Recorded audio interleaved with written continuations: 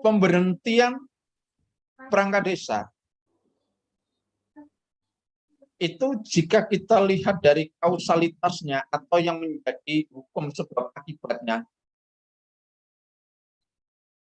maka akan terjadi dua hal kemungkinannya, pemberhentian sementara dan pemberhentian secara permanen.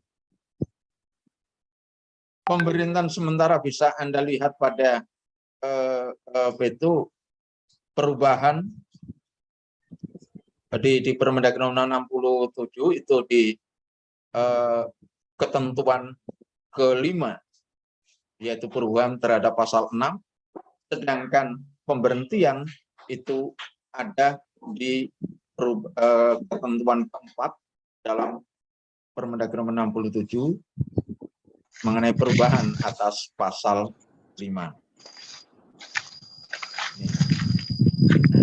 Saya menjubli pada dua hal ini, berarti bahwa pemberhentian itu kita tidak, sebaiknya kita mempelajarinya tidak langsung pemberhentian yang bersifat permanennya, tetapi ada pemberhentian yang bersifat sementara. Baiklah, bagaimana peta jalan keduanya ini? Kita coba cermati satu persatu tentang pemberhentian sementara. Peta jalannya sebagaimana saya gambarkan atau saya skemakan, mulai dari karena adanya faktor kausalitasnya atau apa yang menyebabkan ini harus diberhentikan sementara. Penyebabnya dimungkinkan adalah ini.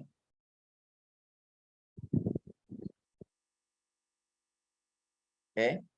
Yaitu ini loh. Ditetapkan tersangka karena tindak pidana korupsi, teroris, makar, atau tindakan pidana terhadap keamanan negara. Dinyatakan sebagai terdakwa. Ini baru tersangka sudah bisa diberhentikan sementara, apalagi terus ini kalau sudah dinyatakan sebagai terdakwa dengan hukuman, dengan ancaman penjaranya itu minimal maksimal 5 tahun. Kalau diancam maksimal 5 tahun pasalnya, maka itu bisa diberhentikan sementara menunggu sampai inkrah. Nah, tertangkap tangan dan ditahan. Bentar. Ini soalnya bahasa tertangkap tangan ini menjadi interpretasinya beragam. Nanti kita coba untuk cermati ini. Obat nyamuk. Kemudian melanggar larangan sebagai perangkat desa yang diatur sesuai dengan ketentuan perundang-undangan. Larangan berarti kita harus nanti kembali menyimak apa toh yang menjadi larangan perangkat desa. Nih. Nah, di ayat 3-nya perangkat desa yang diberhentikan sementara ini, nah, apabila di kemudian hari ternyata terkait dengan huruf A, huruf B, dan huruf C, ternyata ini tidak terbukti bersalah dan sudah inkrah, maka perangkat desa tersebut akan dicabut pemerintahan sementaranya dan kembali kepada jabatan semula. Ini yang untuk A, B, C, D. Melanggar larangan ini bisa jadi menjadi sementara, bisa pula nanti pada akhirnya akan menjadi diberhentikan untuk selamanya. Nah, urutannya setelah kita ketahui penyebabnya, maka sebaiknya koordinasi dengan BPD. Dalam Permendagri ini tidak memuat seperti ini, tetapi di dalam manajemen, dalam ilmu leadership, ini sangat perlu koordinasi karena sebagai mitra. Dan ini akan bisa dikuatkan secara yuridis itu manakala di dalam Perdes tentang pengangkatan dan pemberhentian perangkat desa munculkan ayat sebagai tambahan secara khusus di tingkat desa, yaitu apa? Apabila sudah diketahui adanya penyebab sebagaimana yang memungkinkan bisa diberhentikan sementara ini, maka kepala desa berkoordinasi dengan BPD. Masukkan dalam ayat atau pasal. Nih. Jadi supaya penyebutan mitra itu benar-benar mitra. Apabila nanti terjadi pemberhentian beneran, maka itu BPD juga ikut bertanggung jawab atas apa yang dilakukan oleh kepala desa. Gitu. Tapi kalau seenaknya sendiri, BPD malah jadi menyerang nanti. Nah, ini akan bisa dilakukan, yaitu apa? Tuangkan di dalam Perdes tentang pengangkatan dan pemberhentian perangkat desa. Lalu konsultasi kepada camat. Di dalam pasal 6 di situ, tentang konsultasi ini jelas. Nih, dikonsultasikan dengan camat. Cuma di sini tidak ada ayat berikutnya yang memberikan bahasanya camat memberikan rekomendasi secara tertulis. Tetapi pasal ini adalah runtut dengan pasal 5. Di pasal 5 tentang pemberhentian itu, di samping konsultasi dengan camat, juga kemudian camat memberikan rekomendasi secara tertulis. Maka saya memahaminya bahwa pasal 6 ini proses konsultasi camat sampai rekomendasi ini sama halnya dengan yang berlaku di pasal 5. Artinya hasil konsultasi dengan camat ini harus dibuktikan secara tertulis, yaitu adanya rekomendasi dari camat. Tetapi camat pun juga memberikan rekomendasi ini harus ada dokumen yang dikonsultasikan sebelumnya, data, fakta, ini harus jadi ada pengajuan atau surat yang dilampirkan bukti-bukti pelanggarannya atau yang bukti-bukti kausalitasnya. Sehingga apa yang dibuat oleh camat sebagai rekomendasi itu berdasarkan surat dari kepala desa dan yang dilampiri dengan dokumen-dokumen yang menjadi keperluannya, yaitu ada kaitan dengan kausalitas atau penyebabnya. Baru kemudian kepala desa bisa membuat keputusan kepala desa tentang pemberhentian sementara. Nah, dari uraian ini dapat kita coba simpulkan seperti ini tentang pemberhentian sementara. Bahwa dalam hal kepala desa memberhentikan sementara perangkat desa itu harus dikonsultasikan terlebih dahulu kepada camat secara tertulis. Bahwa pemberhentian sementara perangkat desa itu dapat dilakukan bila ditetapkan ya, sebagaimana ABCD ini ya. Nah, yang ini loh. Ini yang harus kita uraikan. Ini akan bisa diuraikan, tertangkap tangan dan ditahan ini di dalam Perdes harus dijabarkan secara detail. Misalnya tertangkap tangan dalam tindak pidana ya OTT itulah ya, tertangkap. Nah, bisa pula Anda tambahi dengan ini dalam Perdesnya.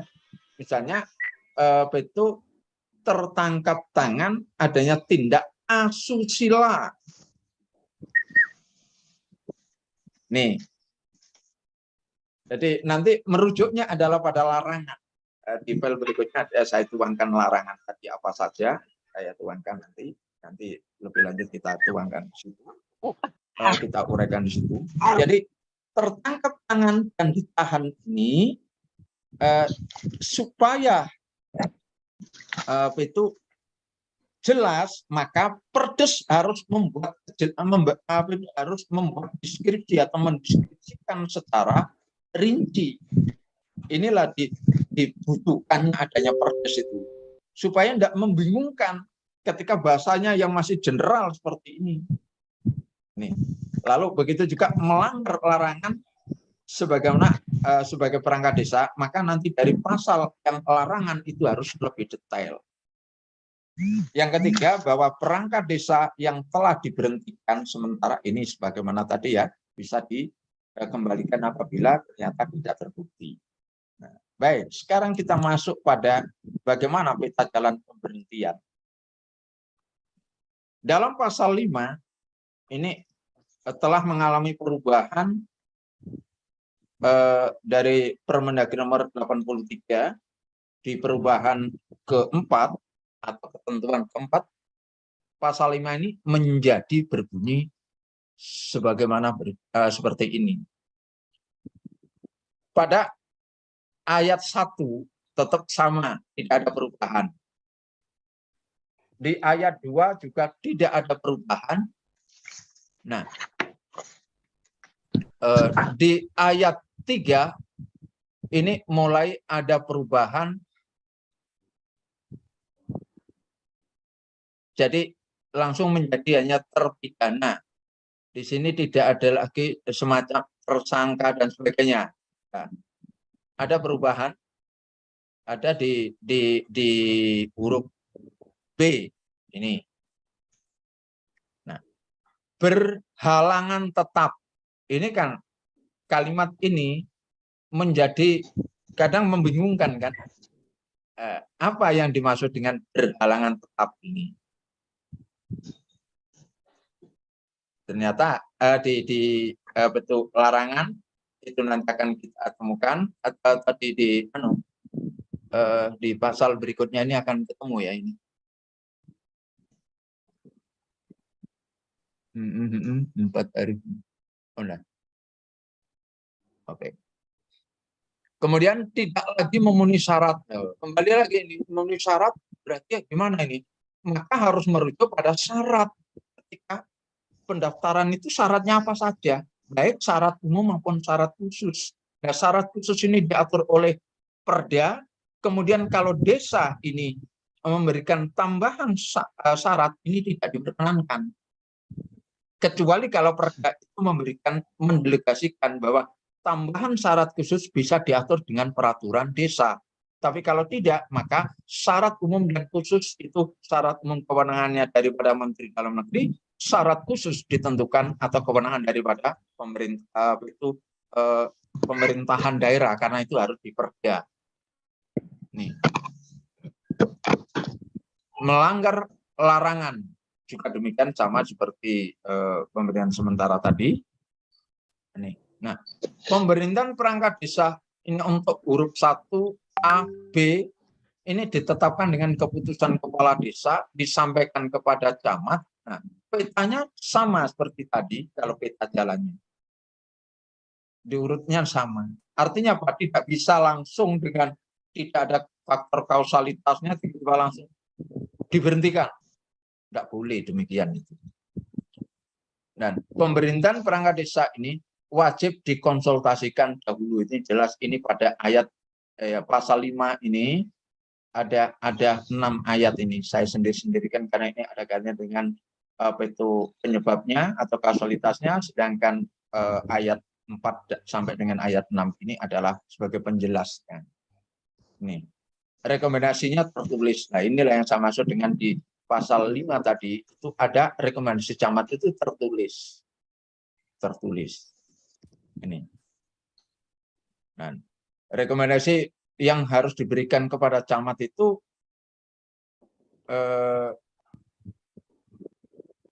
ini perangkat desa ini ditetapkan dengan keputusan kepala desa dan disampaikan kepada camat. Nah, keputusan ini harus disampaikan pada camat selama-lamanya 14 hari setelah ditetapkan. Nah, selengkapnya apa itu camat sendiri rekomendasi ini berapa hari yang dia harus memberikan ini, maka harus diatur tersendiri. Aturnya di mana? Perda. Ini, insya Allah untuk camat ini untuk kalau di Permendagrinya itu jawabannya itu menjadi 7 hari. Jadi memang harus ada batas-batas waktu atau timingnya sehingga jelas. Ketika itu tidak diberikan berarti itu bisa dilakukan. Ini tidak demikian. Karena ini harus ada tertulisnya. Tetap harus ada. Jadi tidak bisa, kalau camat menolak ya menolak. Karena alasan camat menolak itu karena alasan hukum, bukan alasan itu suka nggak suka atau membela dan sebagainya. Tidak. Selengkapnya atas simbol daripada jalan pemberhentian ini, bahwa kepala desa ini memberhentikan perangkat desa itu harus konsultasi pada camat, bahwa keputusan kepala desa yang tentang pemberhentian harus setelah mendapatkan rekomendasi secara tertulis dari camat. Bahwa pemberhentian perangkat desa itu sebagaimana di kausalitasnya ada umur 60 tahun, dinyatakan sebagai terpidana. Nah, ini berhalangan tetap kembali seperti tadi itu ada halangan tetap itu apa? Ini nanti kita uraikan. Lalu tidak lagi memenuhi persyaratan sebagai perangkat desa, melanggar larangan sebagai perangkat desa. Nah, tentang tidak dibenarkan kepala desa. Nah, ini yang keempat, saya juga menyebut bahwa tidak dibenarkan kepala desa itu memberhentikan perangkat desa dengan alasan sebab yang tidak sebagaimana diatur pada ayat 2. Ayat 2 berarti yang ini tadi ya, ayat 2 ini. Meninggal, permintaan sendiri, berani mengundurkan diri, atau diberhentikan. Ini maksudnya. Sedangkan bahwa camat tidaklah dibenarkan pula manakala memberikan rekomendasi tanpa merujuk pada sebagaimana yang diatur di ayat 4, 5, dan 6 di Permendagri 67. Itu saudara sekalian. Nah, sekarang sebagai tambahannya, kita tadi syarat perangkat desa. Di dalam pasal 2, ketentuan perubahannya setelah putusan MK mengenai WNI itu, secara utuh menjadi seperti ini. Huruf C yang semula adalah warga desa dan sekurang-kurangnya sudah itu 1 tahun berdomisili di desa, itu dihapus. Itu aja. Nah, bahasa lengkapnya ya seperti inilah sekarang.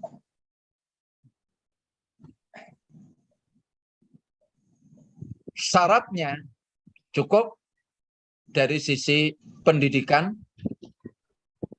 berarti SMA, usia minimal dan maksimalnya, lalu memenuhi kelengkapan persyaratan administrasi. Nah, administrasi inilah yang mana harus diatur oleh Perdes, di mana nanti sedetailnya akan kemudian diimplementasikan atau dituangkan di dalam Perkades teknisnya. Nih. Nah, sedangkan persyaratan khusus diatur dengan itu peraturan daerah, ya, syarat khusus bagaimana yang dimaksud, yaitu persyaratan yang bersifat khusus dengan memperhatikan hak asal usul dan nilai sosial budaya masyarakat setempat dan syarat lainnya. Masyarakat setempat hak asal usul. Ini berarti memberikan satu gambaran adalah desa. Gitu loh. Artinya apa? Tidaklah salah apabila terkait dengan syarat perdes ada diterbitkannya perdes tentang pengangkatan dan pemberhentian perangkat desa oleh desa, tidak salah. Persyaratan khusus sebagaimana di ayat 3 ditetapkan peraturan daerah. Nah, di peraturan daerah ini harus menghargai, karena ini merupakan kewenangan desa, maka peraturan daerah ini yang dibuat baik itu bupati maupun DPR, maka harus apa? Ada pasal lebih lanjut akan diatur dengan peraturan desa. Itu karena ini kewenangannya desa. Oke. Nanti mungkin ada bakasan menarik kalau di pemberhentian. Kalau pemberhentian tidak ada masalah ya. Kalau pengangkatannya ada yang masalah. Tapi sudah kita bicarakan yang lalu. Tapi nanti misalnya sampai kita diskusikan sampai fenomena itu ya monggo, nggak apa-apa. Yang penting pemberhentian ini kita paham. Nah, tentang larangan. Di dalam pasal 51 dan 52 Undang-Undang Nomor 6, larangan bagi perangkat desa itu ini loh, merugikan kepentingan umum. Ini kan general banget. Kalau tidak dijelaskan di dalam perdes oleh desa masing-masing, kepentingan umum itu bagaimana? Harus didefinisikan secara rinci, jelas. Kalau dibiarkan seperti ini, maka akan menimbulkan interpretasi yang beragam. Akan muncul klaim-klaim yang macam-macam. Lalu membuat keputusan yang menguntungkan diri sendiri, anggota keluarga, pihak lain, atau golongan tertentu. Ini kan juga itu sangat abstrak kan? Ketika ada pembagian BLT, lalu yang dapat kok TS-TS-nya, lalu itu keluarganya macam-macam. Ini apakah bisa ini dimasukkan ke ranah hukum? Ini melanggar larangan ini atau bukan kehukuman, hukum pidananya, tetapi hukum administratifnya, berarti ini melanggar larangan, maka dilakukan diingatkan oleh BPD atau masyarakat melakukan gugatan agar kepala desa bagaimana bisa diberi sanksi administratif, skorsing, pemerintahan sementara, atau bahkan diberhentikan. Ini hanya saja di dalam pasal berikutnya terkait dengan melanggar larangan ini, hukumannya ini lebih banyak pada hukum, sanksinya adalah sanksi administratif. Karena larangan ini lebih banyak ke arah administratif. Kemudian seperti ini, menyalahgunakan wewenang. Nah, ini bisa sampai ke arah pidana, bisa penyalahgunaan wewenang, tugas, hak, dan kewajibannya. Ini yang diatur di pasal 26 ayat 1, 2, 3, dan 4. Nih. Kemudian melakukan tindakan diskriminatif. Nah, ini kan abstrak kan ini. Nah, perdeslah nanti yang akan bisa memberikan satu gambaran jelas sesuai dengan desanya masing-masing. Melakukan tindakan yang meresahkan kelompok masyarakat. Nah, semuanya ya karena ini kalau dalam bahasanya di TNI Polri yang akhir-akhir ini ngetren sedang viral itu kan ini sidangnya adalah kode etik. Kalau di aparatur pemerintah desa atau di perangkat desa ya adanya sanksi administratif, bahasanya semacam itu. teguran dan sebagainya, sampai dengan pemberhentian sementara dan pemberhentian secara permanen. Kemudian menjadi pengurus partai politik.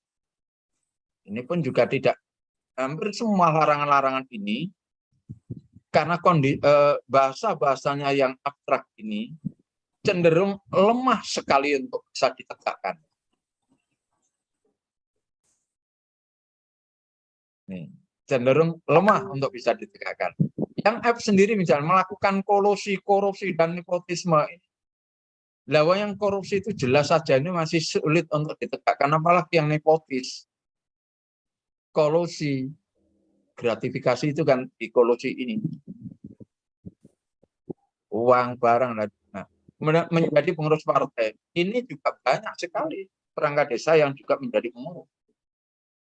Kenyataannya juga tidak ada sanksi apapun dari kepala desanya. Nih, menjadi anggota dan pengurus organisasi terlarang, jelas.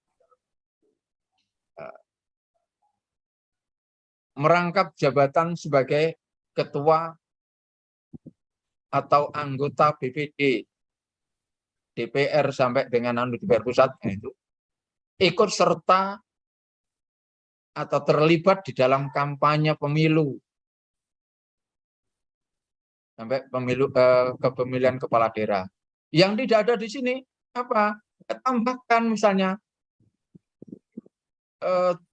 keterlibatan mengenai pilihan-pilihan ini sampai dengan apa? Pilkades.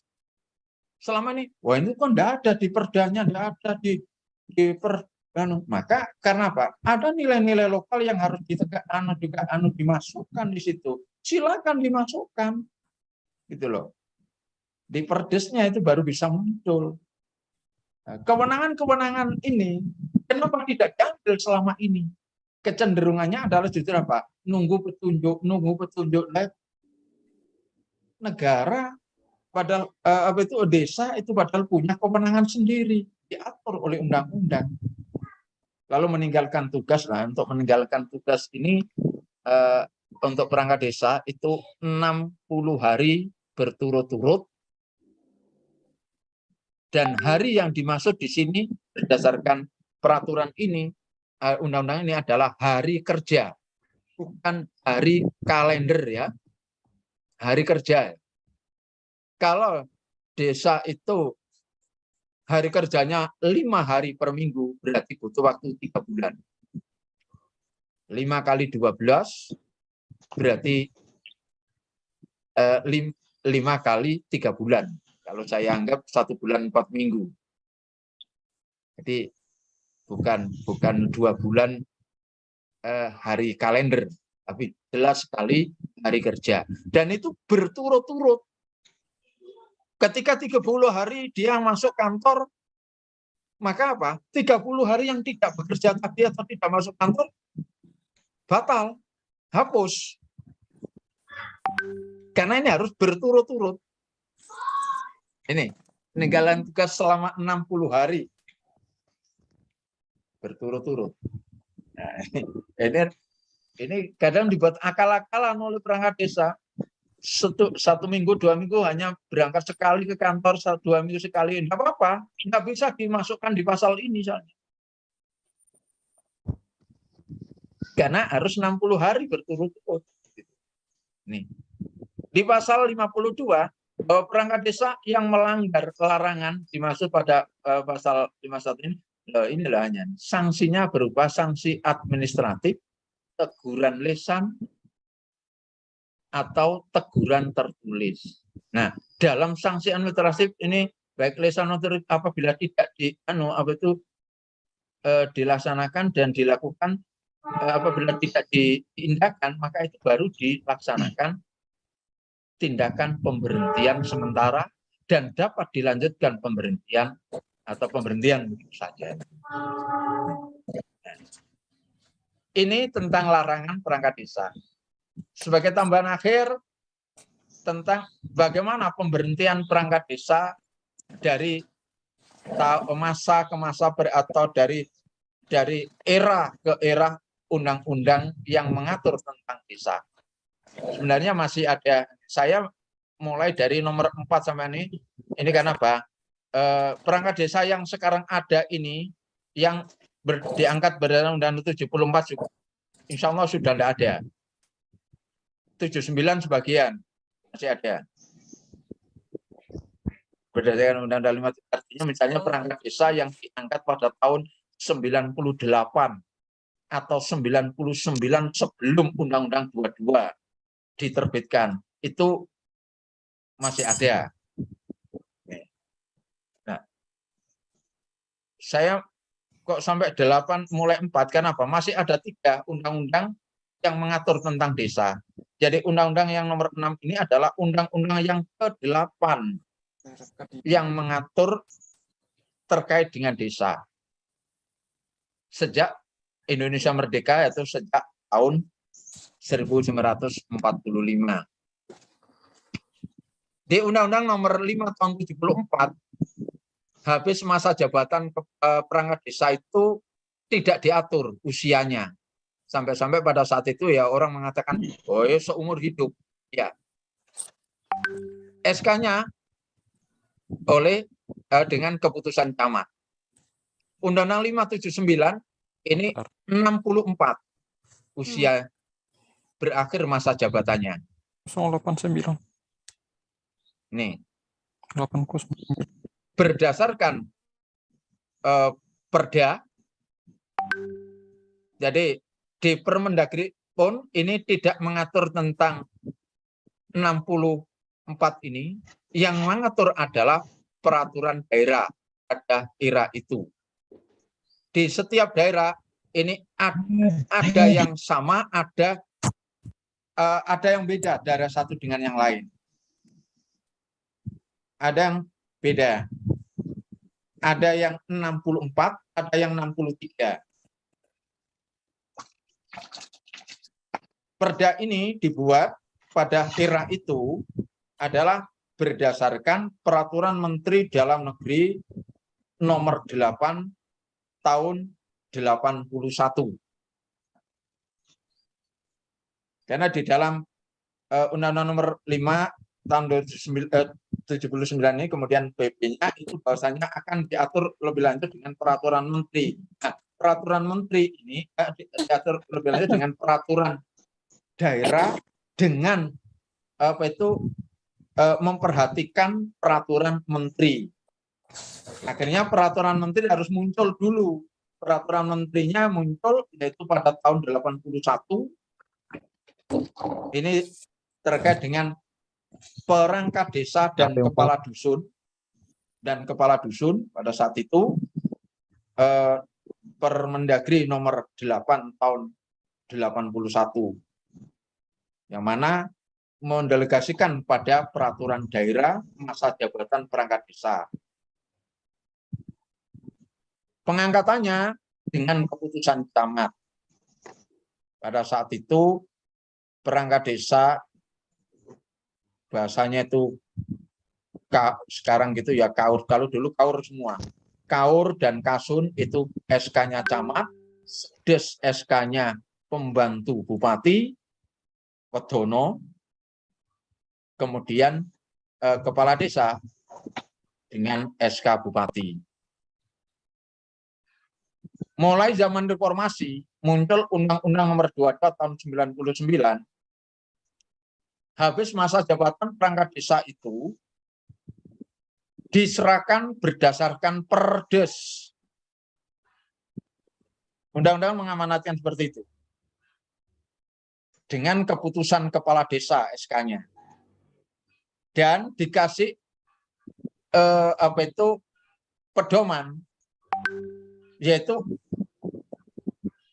usia atau berakhirnya masa jabatan perangkat desa ini minimal 56 tahun dan maksimal 64. Artinya di dalam Perdes itu misalnya dibunyikan disepakati 60 tahun ya 60 tahun pada saat itu. Itu mulai tahun 99 berarti tahun 2000 sampai dengan 2004. Tuh. Jadi perangkat desa yang diangkat berdasarkan atau di era Undang-Undang 22 ini, maka silakan dicermati perdesnya gimana.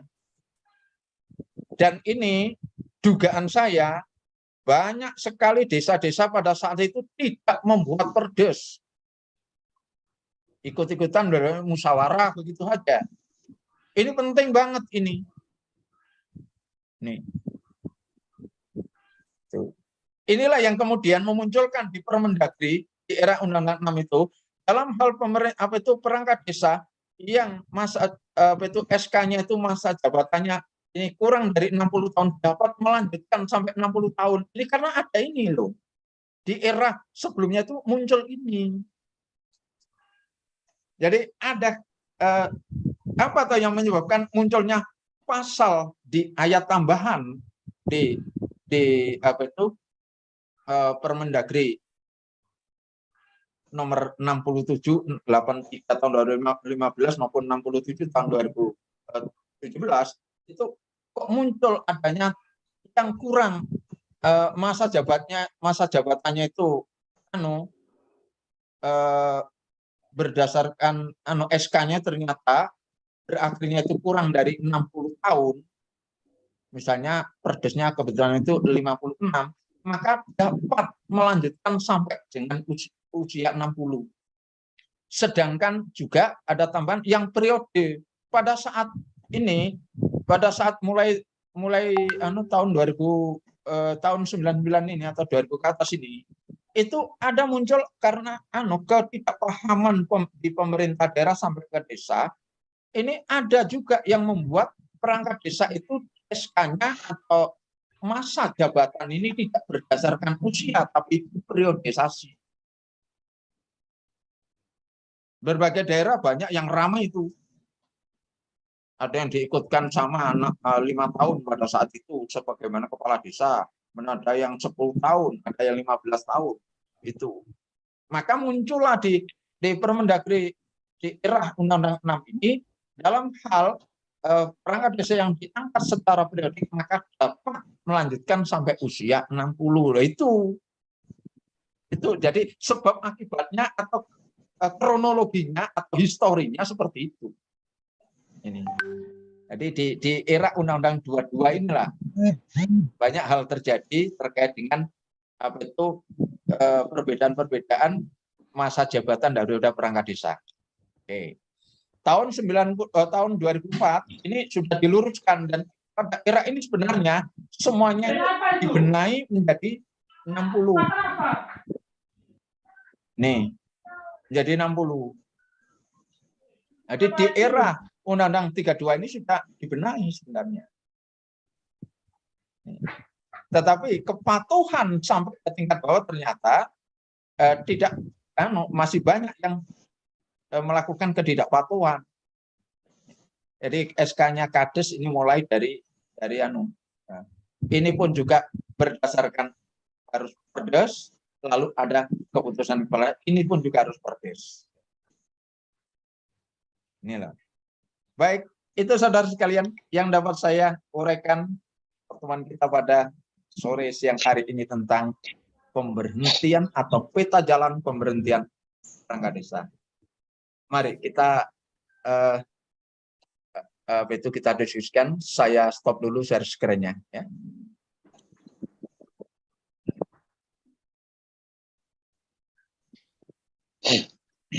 Baik. Tanpa moderator ini, jadi bisa langsung. Nah, kalau mau bertanya, buka mic-nya, silakan lanjut dengan bertanya. Ini Mas Johanis ini mau tanya atau gimana? Buka mic-nya?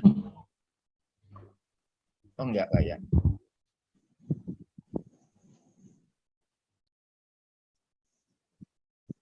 Silakan.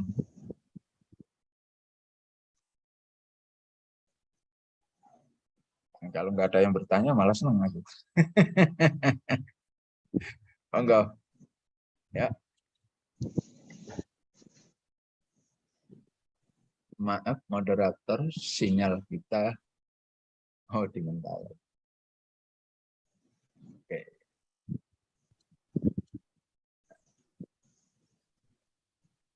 Untuk yang tadi belum kebagian materi, saya coba saya share lagi. Lihat.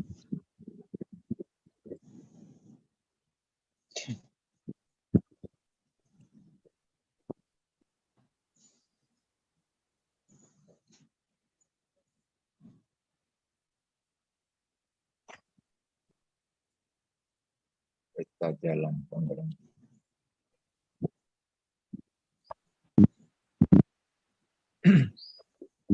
Silakan yang mau bertanya. Apa ini? Yang Sulawesi Utara. Agak putus-putus, Mas. Ya.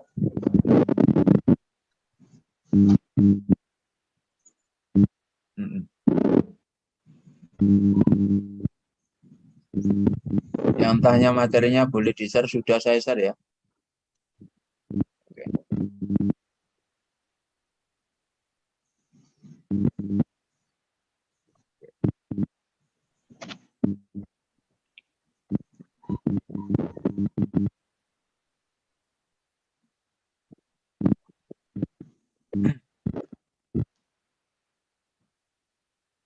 Silakan. Sambil menunggu yang lain untuk teman-teman bertanya. Mas Ano, barangkali ada yang ditanyakan? Buka mic. Arnoldi? Iya, mau tanya. Monggo. Ya, Pak. Oke, yuk. Silakan. Nah, halo, Pak. Ya. Ya, silakan, Mas. Nah, yang saya tanyakan ini masalah ya.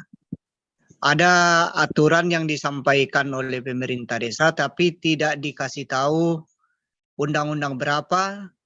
Nah, kalau perangkat desa itu diatur oleh Perda. Tapi kalau kepala dusun itu diatur oleh Perbu. Betul itu ada Salah, Mas. undang-undangnya, Pak Ketua? Salah. Terima kasih. Perangkat desa itu ada 3 kategori, yaitu sekretariat, kemudian teknis, lalu kewilayahan.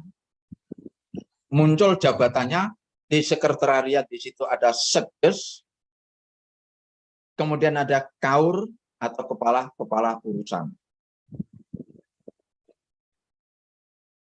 Teknis, di situ ada kasi atau kepala seksi.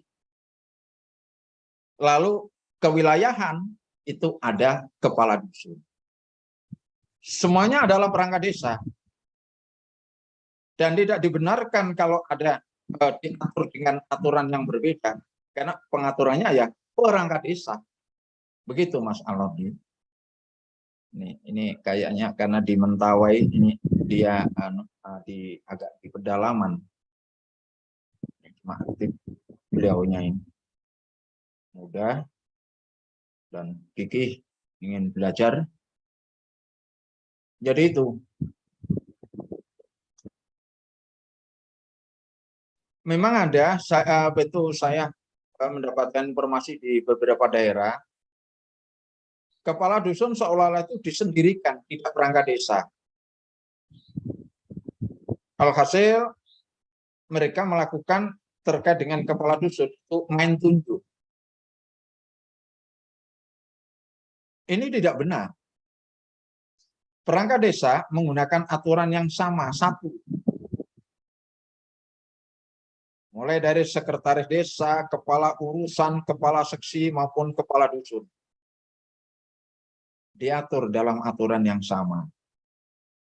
Mereka juga haknya sama, tentunya yang membedakan adalah karena posisi.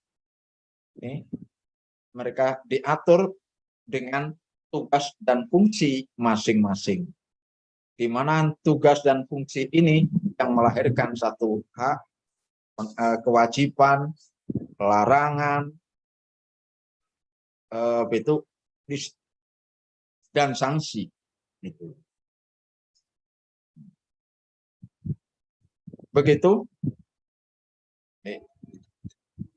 Jadi supaya tidak salah pemahaman, ya seringkali di wilayah-wilayah tertentu itu ada satu, kalau saya lebih keras itu ya, upaya pembodohan, upaya untuk tidak fair terhadap masyarakat. Informasi kepada masyarakat ini tidak hanya dibuat dipotong-potong, tapi juga dijagal, dihilangkan, dan sebagainya. Ini sesungguhnya tidak begitu menguntungkan bagi pemerintah desa itu sendiri. Ketika informasi publik itu diberikan apa adanya, justru yang untung itu adalah pemerintah desa. Dia akan bekerja tanpa beban. Jadi Mas Analdi, karena Anda keluar masuk, saya tegaskan lagi bahwa tentang perangkat desa, baik itu sekretaris desa, kaur, kasih, kadus, itu adalah perangkat desa. Diatur dengan aturan yang sama. Oke ya? Oke, Pak. Iya, ya. Masih ada? Cukup, Pak. Cukup. Ini mungkin yang akun BPD ini. Monggo, Mas. Sudah buka mic. Sulut juga open mic. Monggo. Yang mau. Izin Pak. Dari Sulut. Oh, oke. Ya. Sambil Ini supaya bisa mengenalkan Mas, supaya enak. Mau menanya, kalau perangkat desa dia Pak udah terbukti melakukan perselingkuhan dengan kumpul kebo, itu masuk di undang-undang mana dia Pak, di poinnya? Ya. Terima kasih Tadi Pak. baru saya, ya baik, terima kasih. Nah, inilah benar kan apa yang saya terangkan tadi. Disinilah dibutuhkan peraturan. Kalau peraturan daerah ternyata tidak mampu menguraikan secara detail itu tambahan di larangan, kemudian penyebab daripada itu bisa, atau faktor kausalitas yang bisa menjadikan diberhentikan itu tidak ditambah secara detail, tertangkap tangan. Nah itu loh, kata ini harus didetailkan. Ini akan bisa diatur kalau kita Mas, kalau merujuk pada Permendagri 67, maka kita tidak menemukan secara eksplisit kata itu. Karena apa? Karena Permendagri ini harus diuraikan, harus diterang, apa itu dijabarkan lebih lanjut dengan peraturan daerah. Nah, ketika peraturan daerahnya nanti ini apakah menguraikan detail sampai dengan itu tadi mengenai asusila, kemudian sampai dengan adanya apa itu kumpul kebo itu tadi, itu tidak diuraikan, maka atau tidak diatur, berarti ada kekosongan hukum yang tidak jelas di situ. Maka apa? Perdes tentang pengangkatan dan pemberhentian perangkat desa, perdesnya Mas. Hanya saya pernah katakan, kalau desa itu ada pengangkatan, pemberhentian perangkat desa, tapi tidak punya perdes, itu sebenarnya rakyat bisa menggugat itu. Berarti apa? Ini tidak sah. Dasarnya apa? Gugatan rakyat bermula dari apa? Perdes tentang kewenangan. Tentang kewenangan. Karena pengelolaan penyelenggaraan pemerintahan desa itu kewenangan daripada pemerintah desa, berarti apa? Terkait dengan di Permendagri jelas sekali kepala desa itu memiliki kewenangan mengangkat dan memberhentikan. Nah, bagaimana caranya, mekanisme harus diatur. Mekanismenya ini loh yang harus dibuat. Jadi jawaban yang paling singkat adalah Pak, dasarnya harus ada dibuatkan perdesnya. Nah, kalau kepala desa misalnya pasif dalam membuat rancangan-rancangan perdes, maka BPD yang harus aktif. Karena apa? BPD itu fungsi utamanya adalah fungsi legislatif, legislasi, sebuah badan legislasi. BPD ada fungsi aspirasi, fungsi legislasi, fungsi anggaran, itu jelas, fungsi pengawasan, kan 4 itu. Nah, kalau BPD misalnya diam saja, tidak punya perdesnya tidak ada, BPD diam, maka Pak, lembaga yang paling bisa disalahkan adalah BPD, tidak kepala desa, gitu loh. Karena seluruh peraturan di desa itu BPD punya kewenangan dengan hak inisiatifnya sebagai fungsi legislasinya. BPD yang membuat rancangan peraturan itu. Hanya ada 4 peraturan yang tidak boleh dari BPD, harus dari kepala desa. Rancangan RPJMdes, rancangan RKPdes, rancangan APBdes, dan rancangan LPPdes. Hanya itu. Semuanya rancangan peraturan itu bisa dari BPD. Kalau BPD-nya tidak aktif dan BPD tidak punya program, tidak pernah membuat program legislasi desanya, ya maklum akhirnya apa? Ya, desa itu akhirnya apa? Tidak ada punya aturan, tidak punya aturan. Begitu. Ini Mas. Banyak sekali yang sekarang ini kasus seperti itu kan Mas, terjadi di berbagai daerah. Bingung. Ini apa yang diterapkan? Mana ini aturannya? Sementara perdanya juga tidak jelas. Hanya copy paste terhadap Permendagri. Maka disinilah sebenarnya ruang yang sangat lapang bagi desa untuk menguraikan secara detail yang khas desanya dengan bahasa lokal desanya sendiri. Begitu, enggak apa-apa. Itu. Jadi ada muncul istilah-istilah di dalam itu, di dalam perdes itu istilah yang lokalitas, enggak masalah karena ini perdes hanya mengatur. Nah, sebisa mungkin ya tetap diupayakan menggunakan bahasa baku Indonesia. Bahasa baku itu lebih dari bahasa Indonesia yang baik dan benar, Mas. Bahasa Indonesia yang baik dan benar belum tentu baku. Tetapi kalau bahasa baku Indonesia itu pasti baik dan benar. Kemampuan BPD terhadap bahasa Indonesia sehingga mampu menyusun bahasa-bahasa hukum di perdes itu dalam bahasa baku itu sangat dibutuhkan. Oke. Nama aslinya siapa? Sulut? Romal Rumempuno. Oke. Salam kenal Pak. Iya. Masih. Mungkin masih ada yang belum bisa download materinya, monggo. Saya ulang, soalnya biasanya kalau orang baru tidak bisa melihat. Ini modelnya seperti WA. Beda dengan model Telegram. Ya kan? Silakan yang lain. Halo, Ya. saya Yohanes. Yohanes. Iya. Saya NTT. iya benar. Saya mau bertanya tentang pemberhentian sementara aparat desa itu berapa lama? Selama pemberhentian itu mengenai tunjangan atau hak itu seperti apa? Apa diberikan kepada PLT yang merangkap jabatan atau bagaimana? Yang berikutnya tentang kepala dusun itu masuk dalam perangkat desa. Itu besaran tunjangannya sama seperti kasih KAUR atau bagaimana? Terima kasih. Baik. Dalam pemberhentian sementara, SK pemberhentian sementara itu tidak bisa menghilangkan haknya. Jadi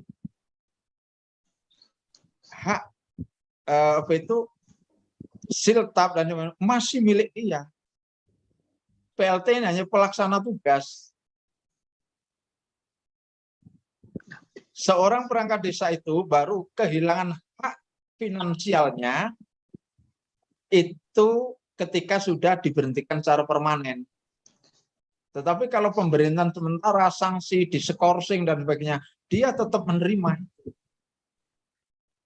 Wah, apabila misalnya apa itu di perdesnya nanti dibunyikan misalnya ketika pemberhentian sementara hanya dikasih haknya 50, bisa dituntut itu, enggak boleh itu. Karena hak personal. Jadi pemberhentian sementara itu tidak mengurangi hak finansialnya. Yang kedua, pemberhentian sementara ini sampai kapan? Tergantung pada kausalitasnya, penyebabnya. Kalau dia kena perkara hukum, ya sampai dengan itu inkra. Selama dia ditahan. Nah, proses hukum itu sampai ke inkra itu kadang panjang. Kadang juga cepat. Tergantung, ya kan? Ini realitanya lah, di lapangan kan begitu. Proses peradilan itu bisa panjang, bisa pendek. Kan begitu. Jadi itu pedomannya hanya cukup apa? Apabila sampai dengan inkra. Pada intinya, Mas, dia di statusnya terdakwa, statusnya tersangka. Itu. Nah, ketika dia tersangka, ini sudah harus diberhentikan sementara. Ini. Kalau kemudian dia ini dikenakan pasal menjadi terdakwa dengan pasal yang maksimal 5 tahun, dia juga harus diberhentikan sementara. Itu. Jadi pemberhentian sementara itu sangat tergantung pada apa yang menjadi penyebab diberhentikan sementaranya. Kalau nanti misalnya karena berturut-turut tidak kemudian lalu kepala desa memberikan sanksi administratif di skorsing 1 minggu bisa diberhentikan. Itu kan sama saja dengan diberhentikan sementara, Mas. Cuma bahasa kita tidak menggunakan skorsing. Tapi bahasanya adalah pemberhentian sementara. Misalnya dikasih sanksi diberhentikan sementara selama 1 bulan misalnya. Wah, kalau perangkat desa diberhentikan 1 bulan seneng aja tetap menerima siltap. Tambah seneng malahan. Nah, terkait dengan status kepala dusun tadi, bahwa sebagaimana tadi saya sampaikan, bahwa perangkat desa itu terdiri dari 3 kategori itu tadi, itu sama semuanya. Haknya adalah di sana bahwa siltap itu hanya ada 3 strata. Kepala desa, sekretaris desa, lalu perangkat desa lainnya. Perangkat desa lainnya ini berarti apa? Di situ ada kaur, kasih, kasun. Itu sama, Mas, siltapnya. Tidak boleh beda. Tuh. Karena siltap ini jelas sudah diatur di PP 11 tahun 2019. Yaitu apa? Kepala desa adalah 120% dari gaji pokok golongan 2A.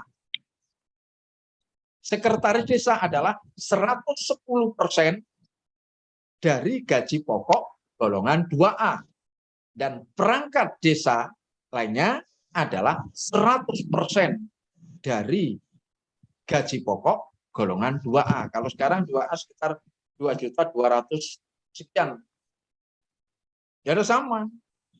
Tidak ada lagi di situ dipecah lagi. Kalau kaur sekian, kasih sekian, lalu kasun sekian, tidak ada. Hanya ada 3 strata itu tadi. Ada 3 tingkat tadi. Begitu, Mas Yohanes. Masih ada?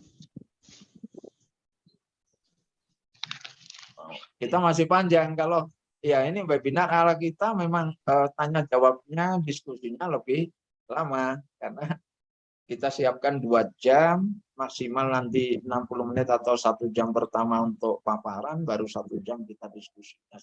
supaya apa? Supaya memberikan kesempatan pada kita semua untuk bisa berdiskusi. Jadi kalau ikut di webinarnya Posbintek Palira, ya siap berdiskusi. Ayo, silakan yang lain. Ibu Lisa barangkali, Bu Dede, ini yang BBD, finalis data UPLD ini. Monggo, silakan. Lili, Hasmi, Vialim, Mas Gamal, ini ada juga Mas Gamal. Oh, Pak Setiati juga Rawo. Hermansyah, Atmoro, Agus Priyadi, monggo, silakan.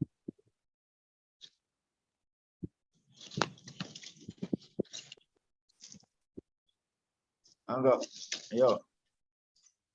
Memang ketika kita bedah rinci begini, ya akan bisa lebih detail.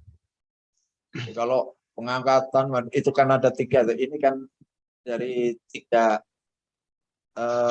seri ya, mulai dari pengangkatan, kemudian mutasi, lalu sekarang tentang pemberhentiannya.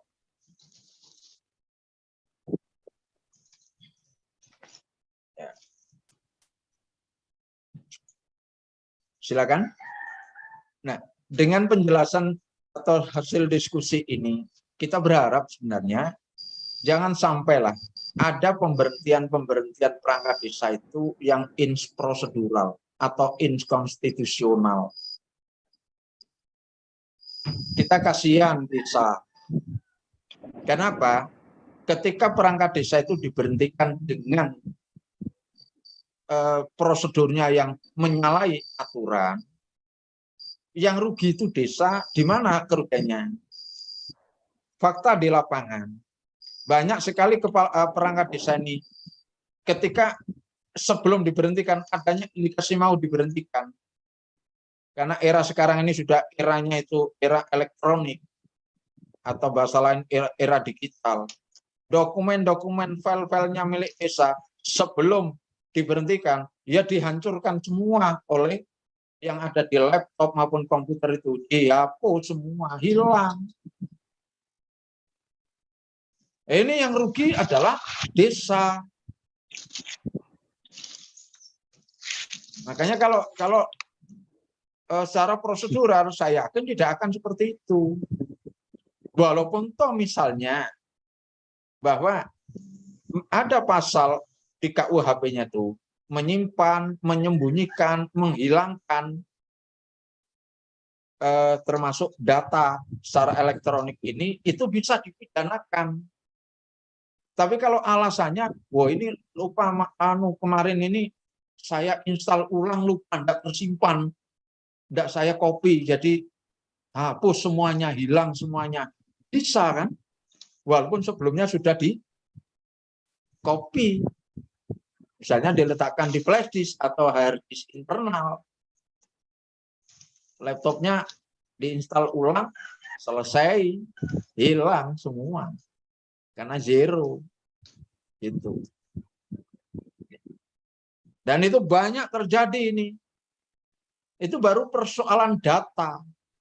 Belum yang lain. Nah, kalau datanya itu ada kaitannya dengan aset, asetnya ikut hilang karena datanya tidak ada. Jadinya. Gitu. Maka inilah jangan kita gegabah atau bahkan sembrono terkait dengan memberhentikan perangkat desa. Karena mereka ini diatur. Masuknya itu sudah jelas diatur, ada aturannya. Maka ketika ini diberhentikan itu harus mengikuti aturan. Itu bahasa sederhananya kan begitu. Nah, negara ini adalah negara hukum, negara ini ada aturannya, maka ya harus patuh, tunduk pada aturannya. Lalu bagaimana ketika ada perangkat desa yang diberhentikan dengan seenaknya oleh kepala desa ini? BPD-nya bisa mengambil langkah, Pak? Bisa sebenarnya.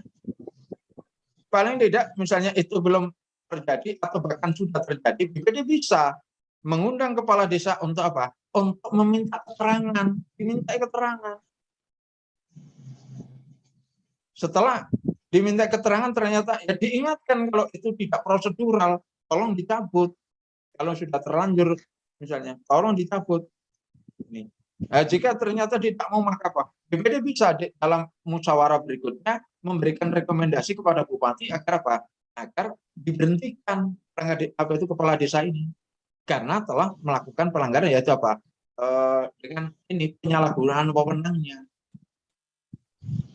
Itu masyarakat atau perangkat desa yang diberhentikan itu ini, bisa mengambil langkah sampai 3 dimensi hukumnya, ranah hukumnya.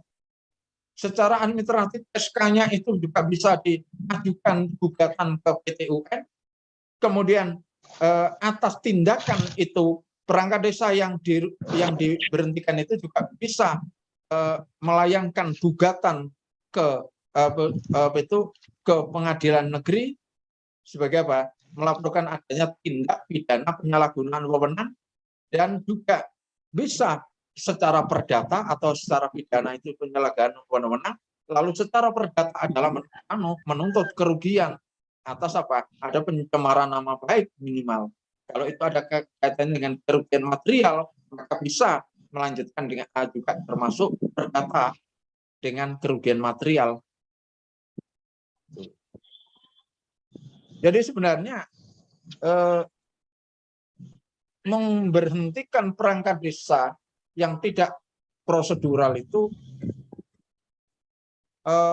peluang atau celah hukum yang mengerikan bagi kepala desa itu luar biasa. Hanya saja selama ini perangkat desa yang bersangkutan banyak yang tidak bisa berkutik. Salah satunya ya memang saya maklumi, hanya begini, ada perangkat desa diberhentikan dengan seenaknya, tetapi dia dulu kebetulan masuk jadi kepala desa, jadi perangkat desa itu juga hasil main tunjuk oleh kepala desa sebelumnya. Maka kepala desa yang baru ini kalau dia paham hukum, justru memberhentikan perangkat desa itu adalah kewajiban. Dan memberhentikan perangkat desa yang hasil tunjuk itu tadi, itu adalah dalam upaya justru apa? Menolong perangkat desa ini supaya tidak semakin jauh terperosok pada ranah hukum. Gitu.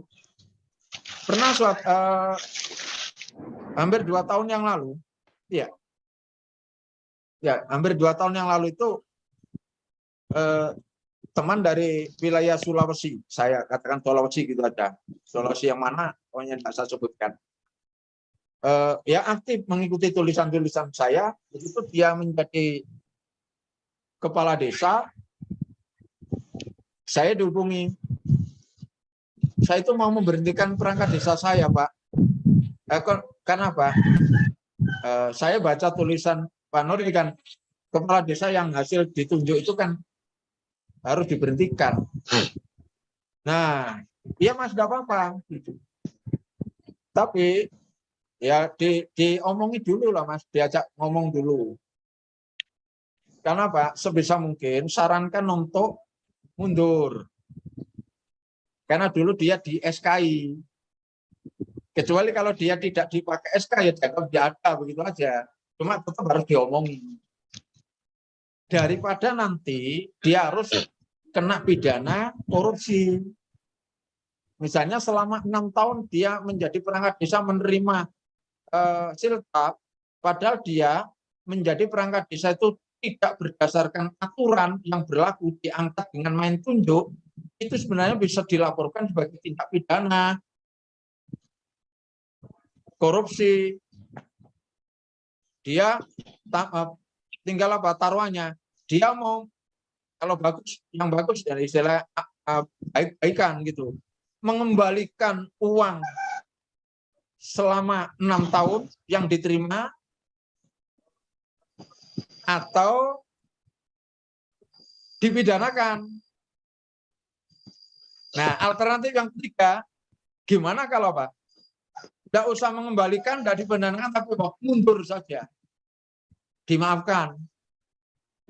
Dan itu mantan kepala desanya bisa kena itu. Bisa kena. Ketika perangkat desa yang tersebut misalnya itu dipidanakan karena apa? Menerima uang tanpa ilegal, itu dia akan, saya hanya melaksanakan tugas atas perintah daripada kepala desa, saya dikasih SK. Maka mantan kepala desanya juga bisa kena. Ini. Nah, untuk perangkat desa yang semacam ini memang saya menganjurkan pada kepala desa baru agar apa? Diberhentikan supaya nanti dia tidak semakin parah terjerumus pada tindak pidana. Nah, dengan apa cara yang lebih arif bisa diterima, walaupun dia kemarin itu mendukung dia, tidak masalah. Caranya ya banyaklah cara-cara yang lebih arif, bijak. Maka kemampuan leadership-nya harus dimunculkan bagi kepala desa. Misalnya, panggil diajak ngomong, SK-nya ada, oke. Cuma dokumen yang mendukung adanya SK ini tidak ditemukan. Akhirnya ngaku, hanya ditunjuk. Dokumen apa yang mendukung itu? Hasil tesnya, rekomendasi camatnya, semuanya kan filenya ada di kantor desa. Ada di kantor desa, file-file itu. Nah, kalau ketika dokumennya enggak, yang dokumen pendukungnya tidak ada, kan sanksi kan? Maka ternyata ngaku, oke, kalau begitu mundur saja. Daripada nanti resiko. Atau bagaimana begini, Anda bisa mundur, kemudian nanti saya buka pengisian perangkat desa, silakan ikut melalui proses yang benar. Ya, siapa tahu nanti Anda juga termasuk yang lolos atau yang lulus gitu. Jadi harus istilahnya dia ibaratnya harus mengulang gitu. Ya mungkin kemudian ada permainan, udahlah pokoknya dijamin Anda juga masuk nanti pokoknya diatur semua. Mungkin juga ada model semacam itu. Tapi walaupun itu adalah salah kan, itu berarti ada semacam sampai dengan gratifikasi, ada kong-kali ini ketidakjujuran, itu sangat mungkin kemungkinan besar juga terjadi. Tetapi proses mengulang tadi ini satu keharusan. Jika tidak mau, tetap ngotot maka apa? Diberhentikan kok malah kalau dia ternyata dulu itu tidak dikasih SK tahu-tahu jadi, maka tidak perlu diberhentikan. Justru kalau kepala desa memberhentikan pakai surat pemberhentian atau pakai keputusan pemberhentian, maka tidak ada dasarnya. Maka nanti malah bisa di PT-UN kan. Karena di dalam keputusan kepala desa pemberhentian itu pasti mencabut keputusan kepala desa nomor sekian tahun sekian. Nah, kalau mereka itu jadi perangkat desa kemarin tidak pakai SK, ya maka tidak perlu diberhentikan. Dianggap tidak ada, dibuka pendaftaran. Itu. Nih. Itu lebih aman bagi kepala desa. Lebih aman. Toh mereka misalnya membuat surat pengunduran diri.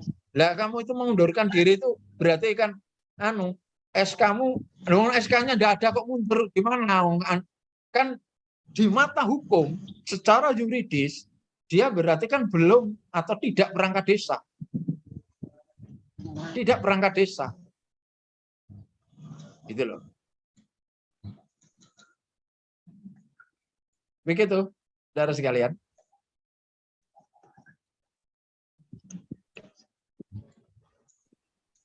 Dan ini istilahnya Pak, banyak banget lah kasus-kasus tentang pemberhentian perangkat desa ini. Itu varian-varian kejadiannya itu luar biasa, banyak banget. Karena faktor kausalitasnya juga beragam banget. Faktor-faktor atau yang menjadi penyebab bisa diberhentikan itu, inilah tugas daripada kepala pemerintah desa, baik itu Kades maupun BPD, untuk bisa merinci adanya peraturan desa tentang pengangkatan dan pemberhentian tadi, sehingga jelas kekosongan-kekosongan hukum itu akan bisa terisi. Ada pasal-pasal tambahannya yang bersifat lokal. Gitu. Nah, saran saya misalnya kalau sebagaimana yang dulu pertemuan yang lalu, ketika pengangkatan pengisian perangkat desa itu hindari seleksi yang bersifat subjektif. Sebisa mungkin harus dilakukan dengan pola-pola atau mekanisme yang objektif seleksinya. Tuh. Tidak harus ada interview macam-macam, itu akhirnya ujung-ujungnya adalah dalam rangka untuk menjegal A supaya B nanti bisa, menjegal B supaya C bisa. Ini adalah cara-cara ini itu sudah mudah dibaca.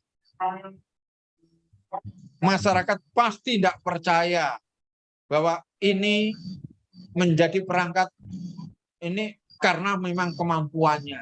Pasti nggak percaya. Gitu. Lawang yang sudah dengan cara yang objektif pakai tes saja, tes tulis itu saja masih banyak saat ini, atau semakin banyak saat ini masyarakat tidak percaya bahwa tesnya ini beneran. Kenapa? Ya, sebagaimana tes-tes yang lain, kasus-kasus banyak terjadi. Ada joki, ada jual beli jawaban, macam-macam. Apalagi pakai tes yang subjektif.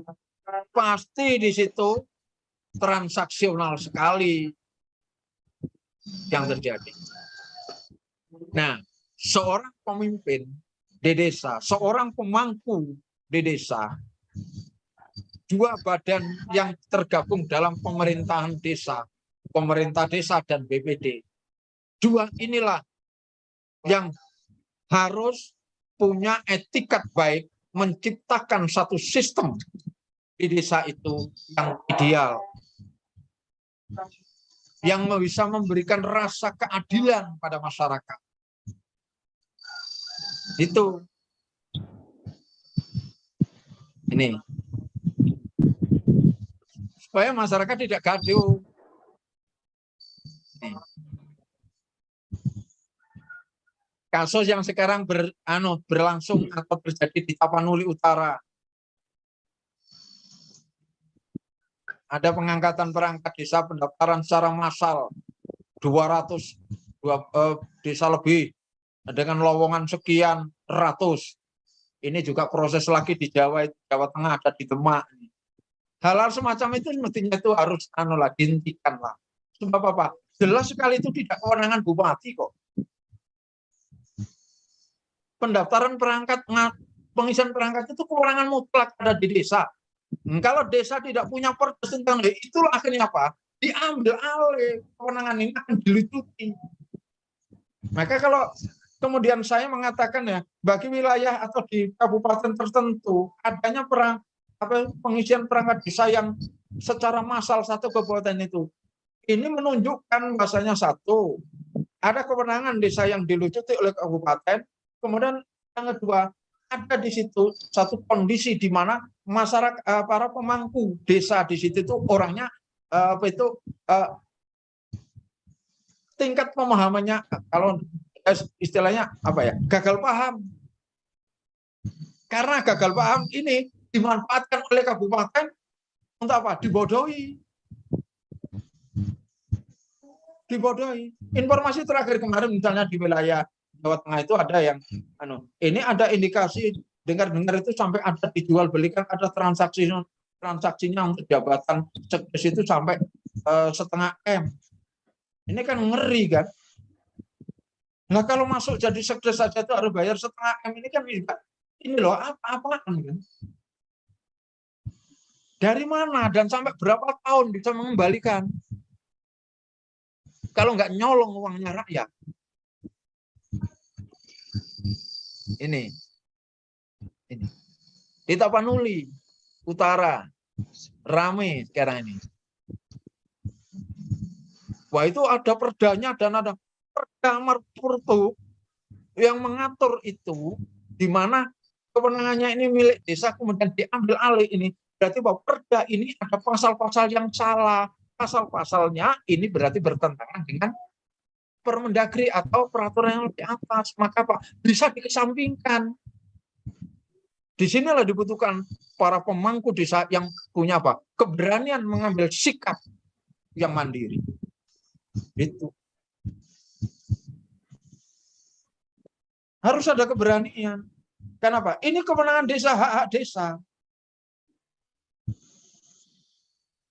Kenapa? Bermula dari desa yang tidak tahu, akhirnya tidak berani. Kemudian karena dianggap tidak berani dan dianggap tidak tahu, akhirnya apa? Dia dibodohi, pasti dianiaya, ditindas. Gitu loh. Maka kami hadir Palira itu berharap apa? Desa jangan sampai mau dibodohi. Teman-teman mungkin ada yang aparat desa kalau minat sebenarnya mulai hari besok ini ada paket fintech untuk apa itu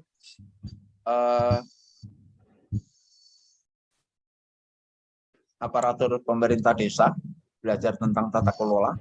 Mungkin dari situ nanti saya akan bisa banyak belajar tentang tata kelola desa. Jika minat bisa. Kalau yang minat untuk menjadi tutor di Pusbintek Palira, silakan bisa juga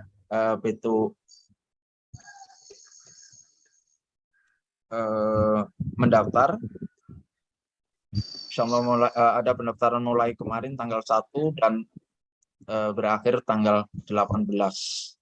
Itu yang itu untuk fintech tutor tata kelola. Saya share di forum chat. Silakan. Jadi bisa bergabung dengan kami. Monggo, saudara sekalian, manfaatkan waktu masih 15 menit. Silakan. Ada pertanyaan? Jangan lupa saudara sekalian, saya itu kadang muncul penjelasan. Ini salah satunya karena dirangsang oleh pertanyaan. Kalau tidak dirangsang pertanyaan, maka penjelasan saya, sistematikanya sebagaimana yang menjadi pikiran saya mengkaitkan dengan materi. Tapi kalau ada kasus tertentu di wilayah Anda, karena saya tidak tahu, maka terhadap persoalan itu pun saya tidak mungkin bisa memberikan penjelasan kalau tidak Anda tanyakan. Gitu. Silakan.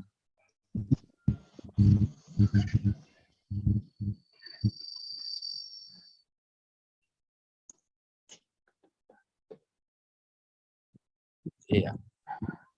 Iya, namanya penjelasan saya tadi di room chat itu, kalau pengangkatan perangkat desa, pemberhentian perangkat desa, mutasi perangkat desa, semuanya itu pasti ada aturannya. Kalau tanpa ujian, jelas sekali itu ya, aturannya itu dengan seleksi. Berarti apa?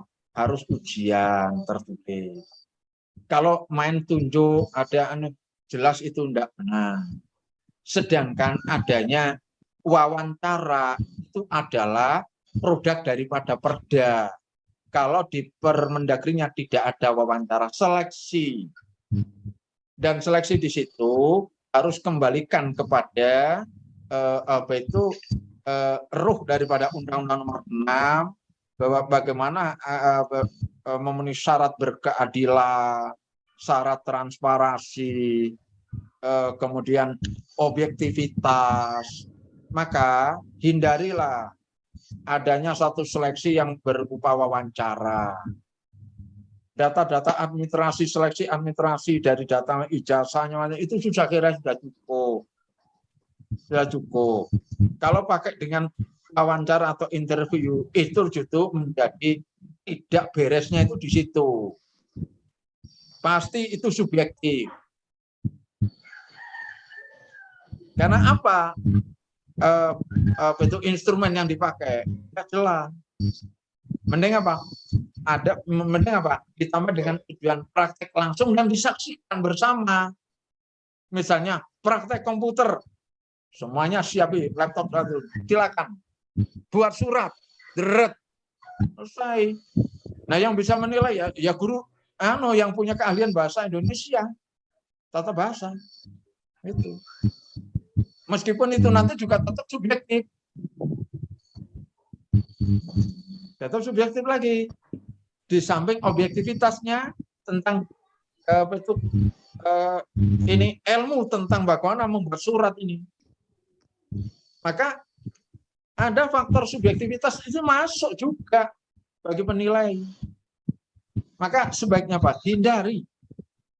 Urusan perangkat desa ini nanti itu bisa, kalau yang penting apa? Ijazahnya itu jelas SLTA. Kalau ijazahnya sampai orang itu kalau sampai bisa lulus SMA, insya Allah, walaupun sekarang gaptek, diajari pasti bisa.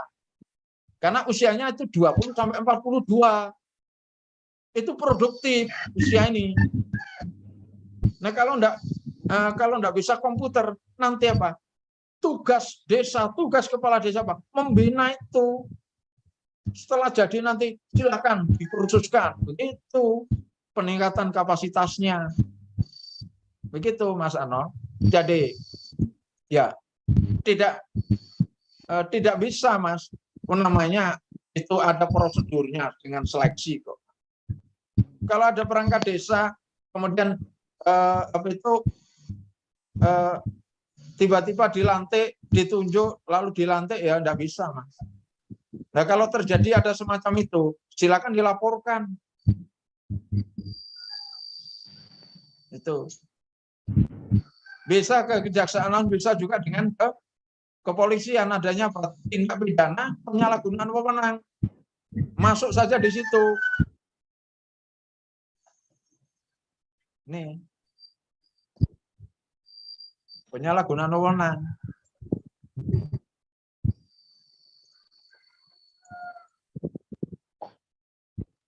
Maupun wawancara, tapi di saat pelantikan dia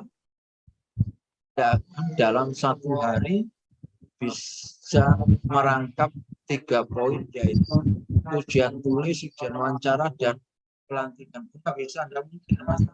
Semuanya itu ada tahapan-tahapan. Nah, ini nanti ketika perdesnya ada, maka di situ akan ada ditindaklanjuti dengan peraturan kepala desa tentang tata cara pengisian tata cara ini pengangkatan dan pemberhentian perangkat desa.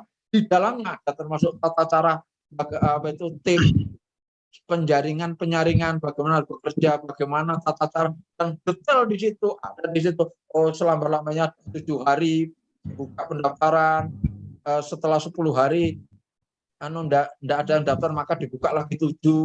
Kemudian kalau sudah 2 kali setelah 7 kok enggak ada, maka harus ditutup dulu, nanti menunggu 1 bulan berikutnya. Begitu. Ini semuanya ada aturannya, Mas.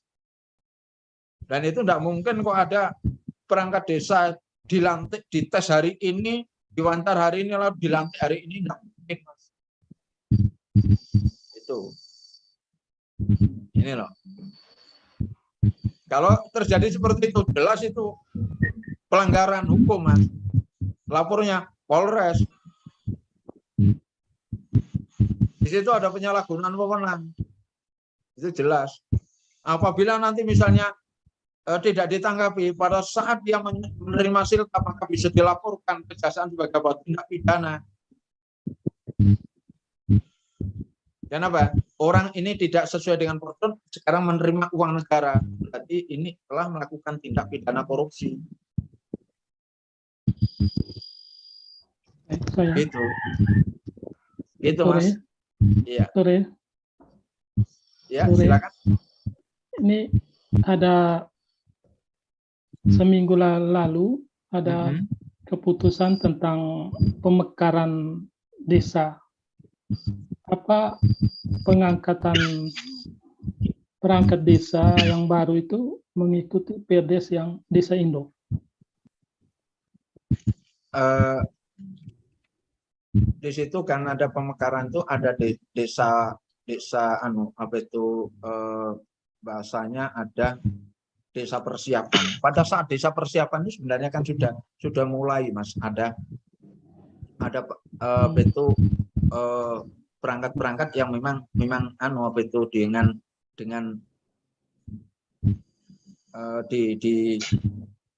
dibagi tugas dari perangkat desa induknya, Mas. Nah, kalau itu nanti perdanya tentang pemekaran itu di perdanya, Mas. Nanti insya Allah itu akan itu bisa kadang daerah itu karena kondisional daerah tertentu, perdanya sedikit agak berbunyi beda, tapi karena memang ada peluang untuk menjadikan aturan agak beda dikit dengan daerah lain terkait dengan pemekaran ini. Yang jelas bahasanya perangkat desa itu ada prosesnya. Kalau desa pemekaran maka menunggu sampai dengan desa itu sudah definitif. Karena setelah desa definitif, nah desa induk ini sebagai fasilitator bersama kecamatan.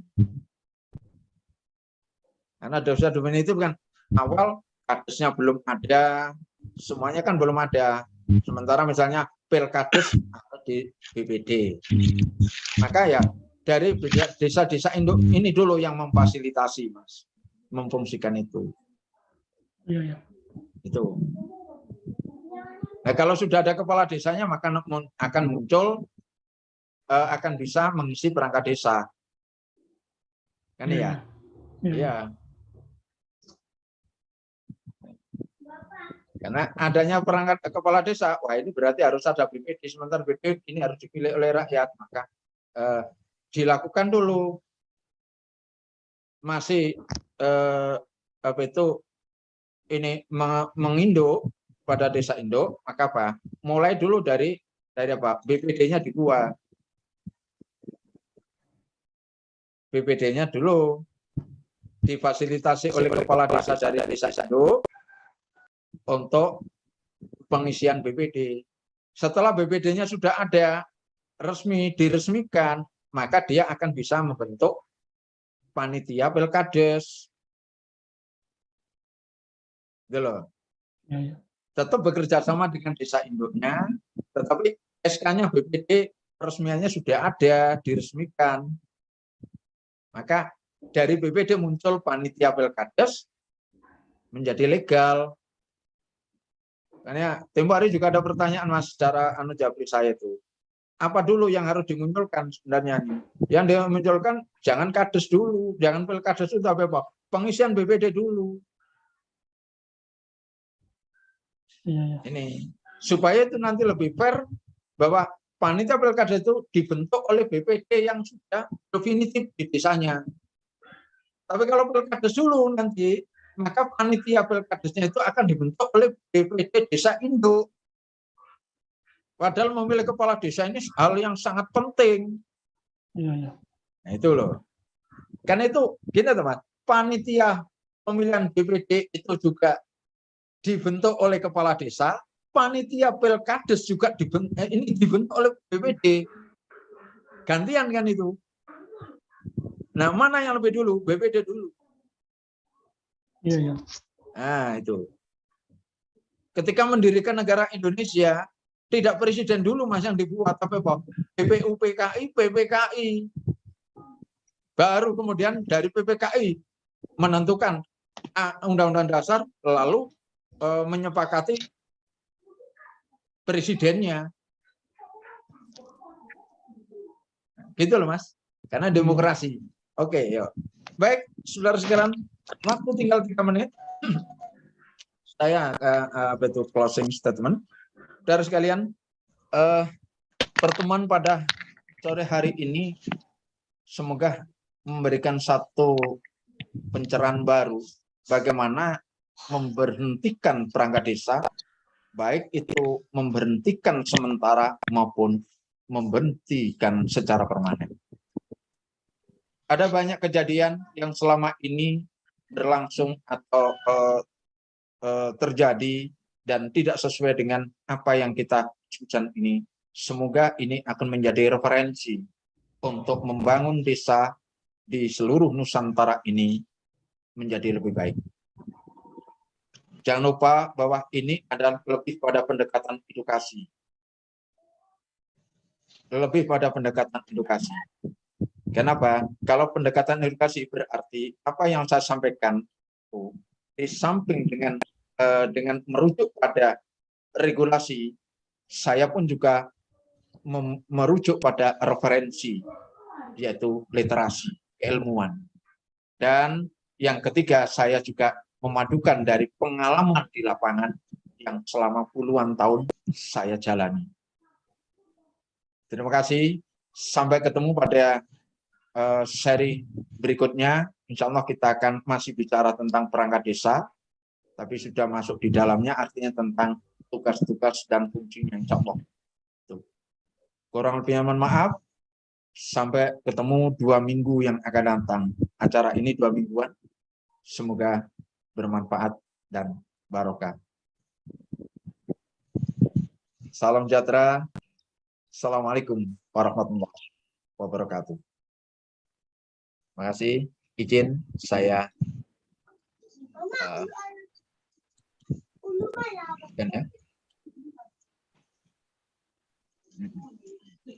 Nah, ini sudah tidak ada live stream ini.